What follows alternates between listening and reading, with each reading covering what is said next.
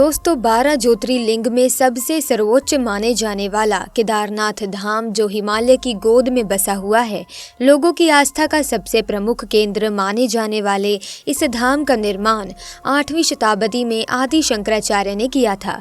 कई हजार फुट की ऊंचाई वाले 3 पहाड़ों के बीच बसे हुए केदारनाथ धाम में 5 नदियों मंदाकिनी, शीर गंगा, स्वर्ण गौरी, मधु गंगा और सरस्वती का महासंगम भी देखने को मिलता है। इनमें से कुछ नदियों को काल्पनिक भी माना जाता है, परंतु यहाँ पर सबसे आगे मंदाकिनी नदी है जो कि सर्दी के मौसम में उफान पर रहती है। बाबा केदारनाथ के इस धाम की गणना 12 ज्योतिर्लिंगों में भी की जाती है। इस धाम की विशेषता ये है कि यहाँ साल के 6 महीने मंदिर के कपाट खुलते हैं और बाकी के दिन भक्तों के लिए ये कपाट बंद कर दिए जाते हैं। लेकिन मंदिर में उपस्थित सभी देवताओं को ऊमी खट लाया जाता है और वहाँ उनकी पूजा की जाती है। दोस्तों, जिस घटना के बारे में मैं आज आपको बताने जा रही हूँ, ये घटना घटित हुई केदारनाथ के दौरान। तो ऐसा क्या हुआ कि जब भक्तों के सामने महादेव स्वयं प्रकट हो गए। आइए शुरू करते हैं आज की ये वीडियो। दोस्तों, मनजोत एक प्राइवेट कंपनी में नौकरी करता है। मनजोत बड़े ही समय से महादेव की पूजा अर्चना करता रहा है। एक दिन मनजोत ने अपने ऑफिस के कुछ मित्रों के साथ महादेव के धाम केदारनाथ जाने का निर्णय लिया। मनजोत के सभी मित्र भी इस बात से सहमत हो गए। वो कुल 12 लोग थे। मनजोत ने सभी के लिए एक छोटी बस जाने के लिए ट्रैवलर मंगा ली थी, जिसमें 12 लोग बड़े ही आराम से बैठ सकते थे। मनजोत 2 दिन बाद अपने मित्र के साथ रात को लगभग 8 बजे केदारनाथ के लिए रवाना हो गया। उन सभी का सफर कुछ 2 दिनों का होने वाला था। वो सभी बड़े ही भक्ति भाव से महादेव की जय जयकार व भजन गाते हुए आगे बढ़ रहे थे। देखते ही देखते उन सभी ने अपने पहले दिन का आधा सफर पूरा कर लिया था। दूसरे दिन भी उनका भक्ति भाव महादेव के प्रति कम नहीं हुआ था। दूसरे दिन का सूर्य अस्त हो चुका था। उस समय मनजोत की बस जंगल से गुजर रही थी। जंगल बड़ा ही सुनसान था, दूर दूर तक एक भी व्यक्ति नहीं था। मनजोत को बस के ड्राइवर ने बताया कि यहाँ कुछ लुटेरे रहते हैं जो कि गाड़ियों को रोक कर लूटपाट करते हैं। सभी ये सुनकर काफी भयभीत हो गए। बस के सारे खिड़की दरवाजे बंद कर दिए जाते हैं।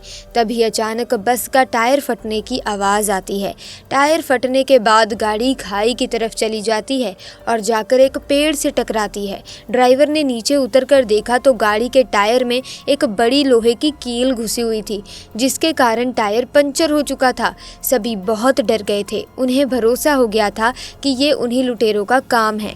सभी तुरंत बस में चढ़कर खिड़की दरवाजे बंद करके महादेव को याद करने लगते हैं। तभी वहाँ 2 लुटेरे बस का दरवाज़ा तोड़कर अंदर घुस गए। ड्राइवर ने उन्हें रोकने का प्रयास किया तो उन्होंने ड्राइवर को धक्का मार के बस से नीचे फेंक दिया और सभी के पास से कीमती सामान लूटने लगे। सबसे पीछे बैठा हुआ मनजोत महादेव को याद करता हुआ मदद की गुहार लगा रहा था। कुछ ही देर में लुटेरे लूटकर सभी से कीमती सामान भागने लगे। तभी वहाँ एक अनजान व्यक्ति आया और लुटेरों को रोककर सामान लौटाने को कहने लगा। लुटेरों ने उसे भी हथियार दिखाकर उसका उपहास उड़ाते हुए मार्ग से हटने को कहा, परंतु व्यक्ति निडर होकर खड़ा रहा। उस व्यक्ति ने उसमें से एक लुटेरे को सीने से स्पर्श किया, परंतु जो हुआ वो बस में मौजूद सभी लोग देखकर हैरान रह गए। लुटेरा व्यक्ति स्पर्श मात्र से ही जमीन पर गिर गया।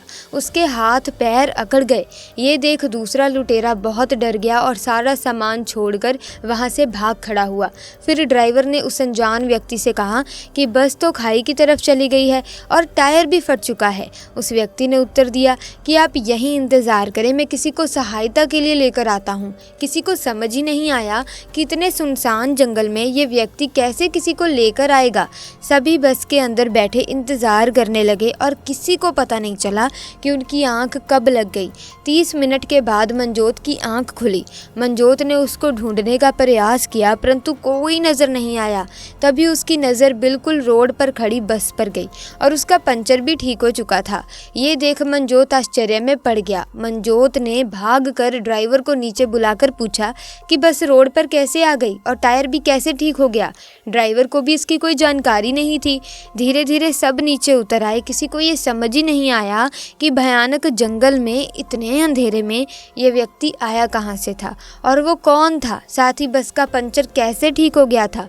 तब मनजोत समझ गया था कि वो व्यक्ति कोई साधारण नहीं था, बल्कि वो स्वयं महादेव महादेव थे जिनसे मनजोत ने मदद की गुहार लगाई थी। सभी ने हर हर महादेव का जयकारा लगाया और केदारनाथ की ओर निकल गए। ऐसे में कमेंट्स में आप भी हर हर महादेव ज़रूर लिखेगा और वीडियो को लाइक और शेयर करना ना भूलें। साथ ही चैनल को सब्सक्राइब करके बेल आइकन को प्रेस कीजिए ताकि आने वाली नई वीडियोस की अपडेट आपको मिलती रहे। आपका बहुत बहुत धन्यवाद।